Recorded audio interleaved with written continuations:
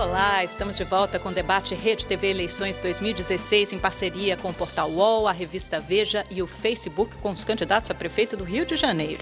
Nós vamos agora às perguntas da população, que foram questões previamente gravadas com os cidadãos cariocas nas ruas, e a ordem definida para a resposta é da esquerda para a direita. Portanto, a primeira a responder será a candidata Jandira Fegali, do PCdoB, que está à nossa esquerda. Vamos ouvir a pergunta. A saúde do Rio de Janeiro está um caos. Se o senhor for eleito, o que vai fazer para ampliar as equipes de saúde da família e como será o funcionamento dos postos de saúde que atendem a população? A senhora tem 1 minuto e meio para responder. Eu agradeço a pergunta e é bom que seja uma mulher fazendo essa pergunta, porque são as que mais sofrem, porque são as que mais cuidam.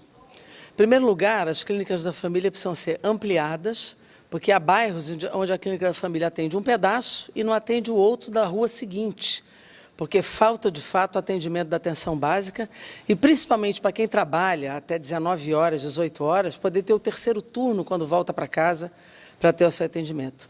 Mas essa clínica também não pode mais ser por OS, porque a OS, além das denúncias de superfaturamento, elas reduzem as equipes, e as equipes precisam ser completadas. E essas unidades têm que ser articuladas com os hospitais atrás. O CISREG virou uma sigla maldita, porque por ineficiência de gestão da atual prefeitura, eles simplesmente só integram dentro do sistema de regulação o que é do município. Isso é ilegal. O correto é integrar os leitos estaduais e os leitos federais para garantir a celeridade dos exames, dos especialistas, também das internações necessárias. Mas também é importante dizer que nós precisamos tratar a redução da mortalidade materna. Nós precisamos garantir a atenção ao parto, ao pré-parto e ao pós-parto. Precisamos garantir o acesso ao planejamento familiar. Precisamos fazer com que as mulheres previnam o câncer de mama e de colo de útero, tendo acesso à ultrassonografia e à mamografia. Nós precisamos fazer com que a saúde atenda de fato os idosos e garanta a assistência dentro da escola para as crianças e para todas as pessoas que precisam de saúde. Obrigada, candidata. A próxima pergunta é para o candidato Pedro Paulo. Ele terá exatamente 1 minuto e meio para a resposta. Vamos à pergunta. Qual a sua política em relação à guarda municipal?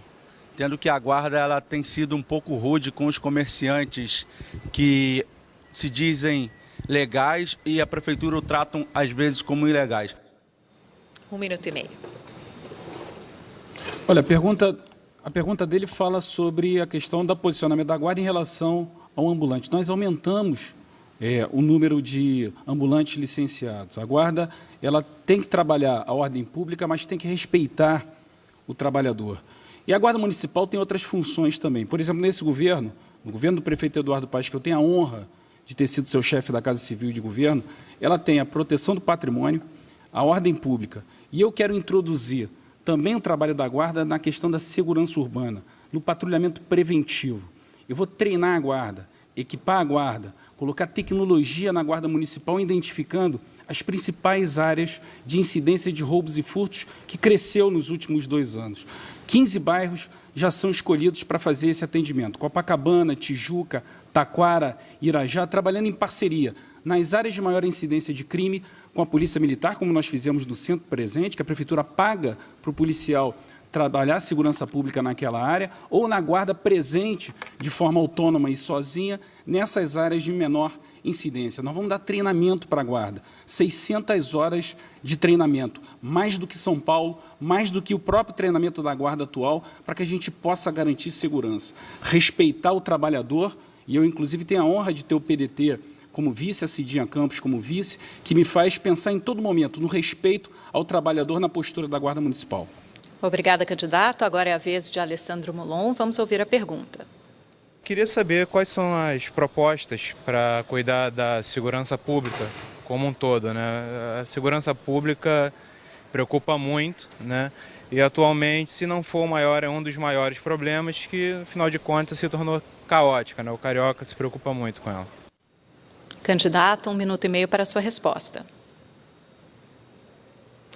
Muito obrigado, Leonardo, pela sua pergunta. Sua pergunta, de fato, é muito importante. A gente quer viver numa cidade em que a gente possa sair nas ruas sem medo, em que as mães, os pais possam dormir sem medo de que os seus filhos não voltem para casa. Isso nós podemos fazer. Primeiro, se o foco da Guarda Municipal, primeiro, for a proteção do cidadão.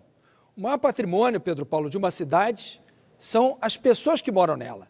Não são os prédios, o patrimônio público, ou sequer a ordem. Tudo isso deve estar em função da segurança das pessoas. Essa vai ser a minha prioridade. Guarda Municipal trabalhando integrada com a Polícia Militar e a Polícia Civil, equipada com um rádio, para que ela possa dizer para as polícias o que está acontecendo se, por exemplo, testemunha um crime. Hoje em dia a Guarda trabalha isolada da Polícia Militar e Civil. Eu não consigo entender que ligação é essa da Prefeitura com o Governo do Estado, que na prática não garante segurança para o cidadão. Mas segurança pública é muito mais do que a sua guarda. É investir na prevenção, com ocupação de cultura, esporte e lazer para os nossos jovens. É educação desde a primeira infância, para disputar o destino de cada menino da nossa cidade com o tráfico de drogas. É também uma cidade mais bem iluminada, porque todos os estudos mostram que quanto mais iluminação, menos certos tipos de crimes são praticados. Quem diz que isso não funciona é porque realmente não entende nada de segurança pública. O próximo a responder a perguntas da população é o candidato Flávio Bolsonaro. Vamos ouvir a pergunta. O que vocês vão fazer quando vocês ganhar nos hospitais que está nessa crise, está faltando tudo? Até os funcionários não têm o que comer e nem os pacientes. Bolsonaro tem 1 minuto e meio. Bom, obrigado pela sua pergunta. No nosso plano de governo, em primeiro lugar, nós vamos instalar em 100% das unidades de saúde o eSUS, que nada mais é do que a informatização de todo esse sistema para que seja ligado até a rede SUS e permita um melhor controle de todos os medicamentos, né, que saem de dentro dessas unidades, que permita a melhor compra desses medicamentos, evitando, né, que haja, por exemplo, a data de validade vencida e termos toneladas de medicamentos sendo desperdiçadas, né, por falta de planejamento do poder público. E, em segundo lugar, nós vamos também criar uma central integrada de regulações. Hoje, o CISREG, que deveria ser algo monitorado, capitaneado pela Prefeitura, não se fala, o CISREG municipal não fala com o estadual, que não fala com o federal. Isso precisa acabar. Então é possível, no mesmo sistema, olhar a quantidade de leitos que tem disponível e assim tentar acabar com o grande problema das internações. E mais, fazer parcerias também com os centros universitários, para que participem de todo esse sistema. E também, caso ainda assim haja necessidade de mais leitos, nós podemos fazer, como está no meu programa de governo, o Provida, que é um convênio com a rede privada de saúde, para que as pessoas não fiquem desassistidas. Infelizmente, com a crise do governo federal, muitas pessoas deixaram de pagar plano de saúde e estão inchando o serviço público na área da saúde. Obrigada, candidato. Vamos a mais uma pergunta agora para o candidato Marcelo Freixo. Se o senhor ganhar, como vai ficar a escola do meu filho? Lá não tem merenda e nós levamos do nosso próprio bolso. Eles fazem marmita e eles levam quentinha para o colégio. Isso é uma vergonha. Candidato, o senhor tem 1 minuto e meio. Olha, Letícia, que bom, porque a escola que você acaba de narrar é a escola do hoje, não é a escola do amanhã do Pedro Paulo, né? Que é uma escola que vai chegar e que não chega nunca.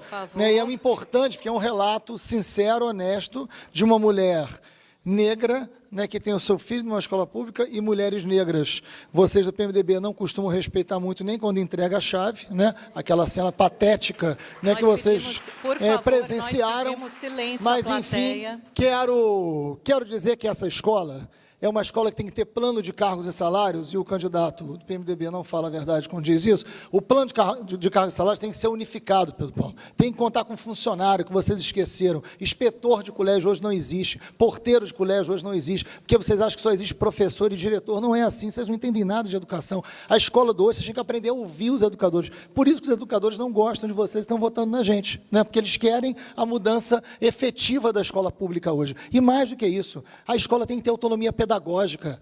A escola não pode ter um material didático, ou o que eles vão fazer, empurrados goela abaixo por fundações privadas que vocês fazem acordo, sei lá de que maneira. Né? Tem que ter autonomia, porque as realidades territoriais dessas escolas são distintas. E é evidente que vocês precarizaram as escolas. Olha o relatório do Tribunal de Contas. Quando vocês assumiram, tinham 15% de escolas precárias. Hoje, tem 43%. Olha o relatório do Tribunal de Contas. Vocês acabaram com a educação pública do Rio de Janeiro. Sem manifestações, por favor, para que a gente possa ir ao próximo candidato, que vai responder é o Índio da Costa. Vamos ver a pergunta. Gostaria de saber se existe algum projeto que possa retirar essas crianças da rua, das comunidades que passam o dia inteiro sem ter o que fazer, sem ter uma escola para ir, e se tem algum projeto de assistência social que possa orientar essas famílias, que deixe seus filhos, pelo menos durante o dia, horário de trabalho. 1 minuto e meio, candidato. Se tem criança que está na rua é porque não está na escola. E é crime a criança não estar na escola. Meu governo, efetivamente, eu vou oferecer educação por tempo integral. Aliás, é uma mentira do Pedro Paulo que há educação por tempo integral aqui na cidade do Rio de Janeiro. Não há nenhuma escola com educação por tempo integral. Tempo integral são 9 horas. A prefeitura diz que oferecerá 7 horas e meia. Mas se você for lá na Maré, que fizeram 40 escolas da manhã, apenas uma está funcionando e até meio-dia. De meio-dia às 2, não tem aula nenhuma. As crianças ficam lá como se aquilo fosse um depósito de crianças. No meu governo, educação por tempo integral vai ter 9 horas. E eu vou utilizar as mais de 20 vilas olímpicas que existem, vou utilizar os equipamentos de cultura da cidade, as naves do conhecimento e todos os outros espaços, porque educação por tempo integral não é o dia todo trancado dentro de uma sala de aula, brigando ali um aluno com outro, a professora repetindo. São 2 horas de português em bloco hoje, 2 horas de matemática em bloco. Ninguém aguenta isso. A ideia é que a criança aprenda o dia inteiro. Eu sou pai de 2 meninas, uma que tem 2 anos de idade e outra que tem 12. Eu sei muito bem o que é educação e eu vejo de perto a evolução diária. Cada criança fora da sala de aula por dia é um crime e as pessoas têm que ser penalizadas. Chama-se Eduardo Paes e Pedro Paulo. E a menor penalização é o seu voto. Escolha bem quem você vai eleger na próxima eleição. Obrigada, candidato. Carlos Osório vai responder a próxima pergunta. Vamos ver. Se for prefeito, o que o senhor vai fazer para melhorar a mobilidade do Rio? 1 minuto e meio, candidato. Hanna, nós vamos trabalhar o tema da mobilidade com profundidade. Primeiro, queria dizer para você o seguinte: a mobilidade urbana talvez seja o grande desafio do século XXI. As cidades que serão vitoriosas no século XXI serão aquelas que melhor enfrentarem esse desafio. Nós temos muita coisa a fazer no Rio de Janeiro com relação à mobilidade urbana, muita mesmo. E nós temos que ser objetivos e práticos. Não adianta sair prometendo para construir um monte de coisa, se nem o que está sendo construído será concluído até o final dessa administração.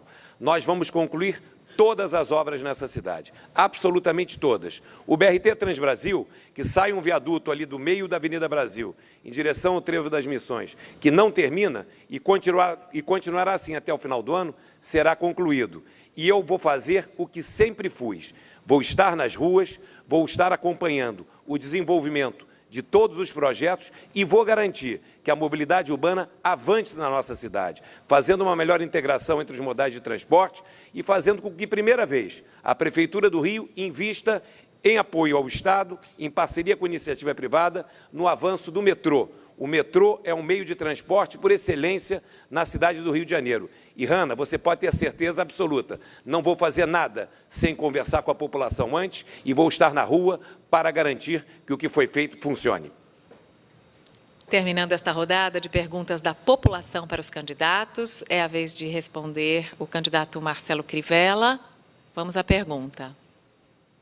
A questão da poluição das águas do Rio de Janeiro, tanto da Lagoa, da Baía de Guanabara e das praias, ao meu ver, é uma coisa muito importante para a visibilidade da cidade. E tem umas promessas muito antigas de despoluição, tanto das Olimpíadas como de outros candidatos e prefeitos, e nunca nada foi feito. Eu queria saber se vocês têm algum planejamento, alguma proposta em relação a isso. 1 minuto e meio, candidato. Eu quero agradecer muito a sua pergunta. Olha, essas águas são poluídas por 2 razões, pelo esgoto e pelo lixo. E esse lixo muitas vezes desce de bairros altos, na época da chuva, quando demoram a ser recolhidos. E nós tratamos isso aqui numa pergunta anterior, quando eu disse que é importantíssimo voltar com o gari comunitário. Nas comunidades do Rio de Janeiro, nos morros, o lixo demora muito para ser recolhido. E em momentos de chuva, e o rio tem muito, eles vão ser carreados para os nossos rios, para as nossas lagoas, e também para a Bahia. Nós precisamos acabar com isso, voltando com o gari comunitário. Precisamos ter também de volta o guardião dos rios.